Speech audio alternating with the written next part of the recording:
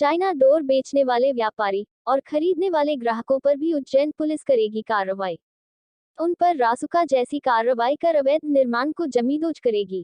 Ujjain SP Satyendra Kumar Shukla द्वारा सभी थाना प्रभारियों को सख्त से सख्त निर्देश दिए कि आने वाली मकर संक्रांति के पावन पर्व को देखते हुए पतंग व्यापारियों पर निगरानी रखें। यदि कोई भी पतंग व्यापारी चाइना डोर बेचते पाया जाता है, उनके ऊपर रासुका की कार्रवाई करें। इसके साथ ही खरीदने वाले ग्राहकों और चाइना डोर के साथ पतंग उड़ाने वाले लोगों के ऊपर भी रासुका की कार्रवाई करें। चाइना डोर बेचने वाले व्यापारी और खरीदने वाले ग्राहक चाहे किसी भी संगठन का हो, उज्जैन पुलिस सख्त से सख्त कार्रवाई कर उनका अवैध निर्माण को जमींदोज करने का कार्य करेगी। उज्जैन एसएसपी सत्येंद्र कुमार शुक्ल द्वारा आम जनता से अपील की गई है कि कोई भी चाइना डोर ना बेचे और ना ही खरीदे। यदि नियम का उल्लंघन कर किसी भी व्यापारी ने इस प्रकार की हरकत की और चाइना डोर गोपनीय तरीके से बेचने का प्रयास किया तो पकड़े जाने पर रासुका की कार्रवाई से वंचित नहीं रहेगा और उसका अवैध निर्माण जमींदोज कर दिया जाएगा। इसके साथ ही अपराधों पर अंकुश लगाने के लिए एसएसपी सत्येंद्र कुमार शुक्ला द्वारा अभियान चलाया गया है।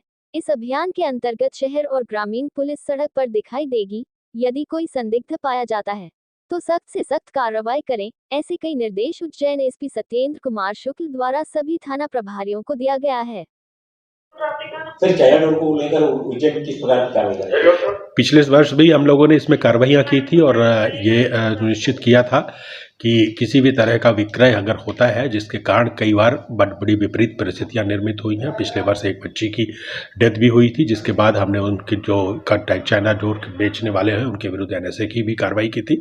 इस वर्ष भी डीएम साहब का एक आदेश निकल गया है जिसमें चाइना डोर का विक्रय प्रतिबंधित किया है। हमारे जो संज्ञान में यह विषय आया है कि कुछ लोग चोरी छुपे इंदौर या कहीं और बाहर से लाकर इसका विक्रय कर रहे हैं। मैं आपके चैनल के माध्यम से पुनः आगाह करना चाहूँगा, किसी भी तरह का अगर विक्रय करते कोई पाया जाता है तो उनके विरुद्ध बहुत सख्त कार्रवाइयां की जाएंगी। राष्ट्रीय सुरक्षा से संबंधित विषय हो सकता है। इसके साथ ही साथ जो उनकी अवैध संपत्तियां हैं उनकी भी जानकारी एकत्र कर एक कड़ी कार्रवाई की जाएगी। इसलिए मैं आपके चैनल के माध्यम से अपील करता हूं कि कोई भी व्यापारी इस तरह के चाइना डोर के विक्रय करने से बचे। सर, नशा माफिया को लेकर किस प्रकार की कार्रवाई? ये कार्रवाइयाँ लगातार निरंतर चल रही हैं। पिछले दिनों में भी आपने देखा होगा, इस वर्ष तक अभी तक हम लोगों ने टोटल 57 कार्रवाइयाँ की हैं, जो इसमें एनडीपीएस के ड्रग माफिया के संबंध में, और लगभग 3200-3300 कार्रवाइयाँ हमारी हो चुकी है एक्साइज के संदर्भ में। अभी परसों ही एक बड़ा कैच थाना झाड़ा में भी पकड़ा गया है। हमारी टीमें लगातार काम कर रही हैं और इनमें से कुछ जो सेलेक्टेड हैं, जो लगातार इसमें काम है, जिनका आपराधिक रिकॉर्ड रहा है, उनकी अवैध संपत्तियों की जानकारी एकत्र करके नगर निगम और जिला प्रशासन के सहयोग से उनकी अवैध संपत्तियों की जानकारी एकत्र की गई है और उस पर भी कार्रवाई अगले कुछ समय में की जाएगी। सर, उज्जैन पुलिस रात में सड़क पर दिखाई दे रही है, क्या देखिए क्या होता है कि एक पुलिसिंग की अपना एक प्राथमिकता होती है। जैसा कि आप जानते हैं कि जब सर्दी का मौसम आता है तो उस दौरान चोरी की वारदातें ज़्यादा बढ़ती हैं।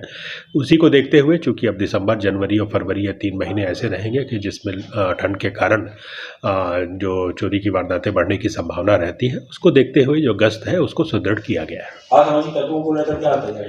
हाँ, असामाजिक तत्वों के संदर्भ में लगातार कार्रवाइयाँ चल रही हैं। पिछले 2 वर्षों में आपने देखा होगा, जो मध्य प्रदेश शासन की प्राथमिकता का विषय है, किसी भी तरह के भूमाफिया हो, शराब माफिया हो, ड्रग माफिया हो, या कोई भी इस तरह के सूदखोर और इस तरह के जो भी व्यक्ति रहे, उनके विरुद्ध कार्रवाइयाँ लगातार चल रही हैं और ये कार्रवाइयाँ चिन्हित अपराधियों के विरुद्ध लगातार चलती रहेंगी।